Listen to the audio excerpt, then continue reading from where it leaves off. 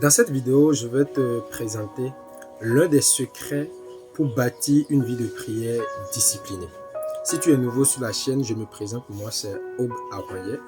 Je suis votre éclaireur.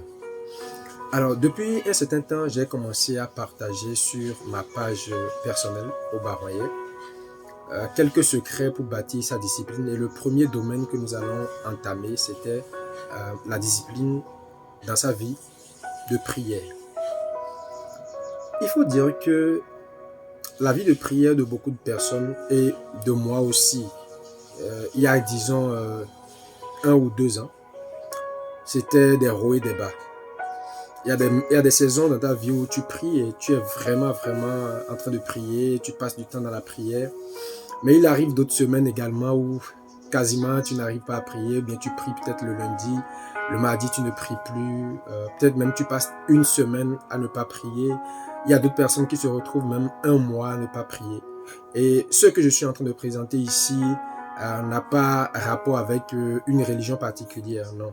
Je le fais pour toutes les personnes, d'accord, quelle que soit votre religion, vous pouvez utiliser ces secrets afin de pouvoir vous discipliner dans la prière. Alors, la première chose que je veux partager ici, c'est de se fixer une heure pour prier.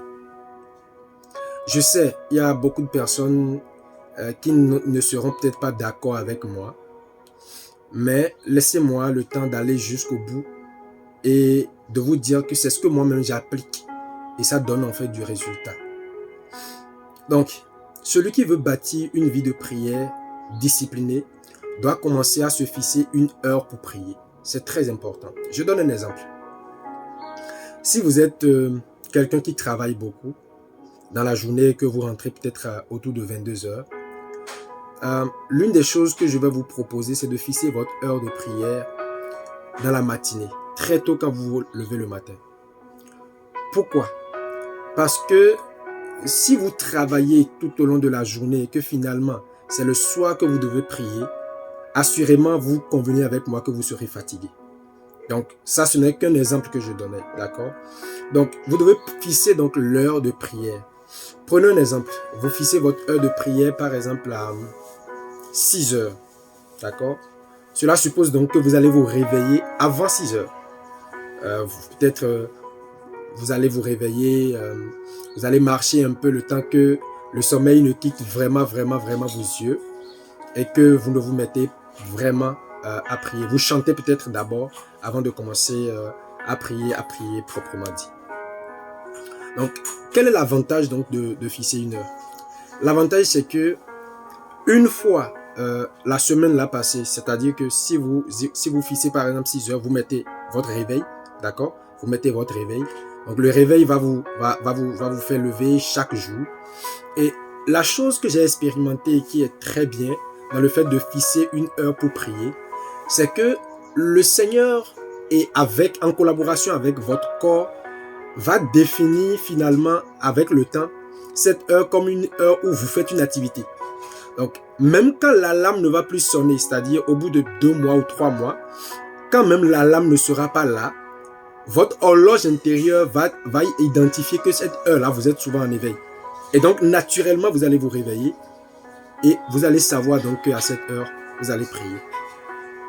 Alors, si vous n'arrivez donc même pas à prier tout au long de la journée, ce que j'appelle la communion, au moins ce temps de prière que vous allez vous fixer va être quand même, disons, un point essentiel pour vous rappeler que non, je suis un être spirituel et je dois me mettre en communion avec celui de qui je suis tiré, qui est Dieu.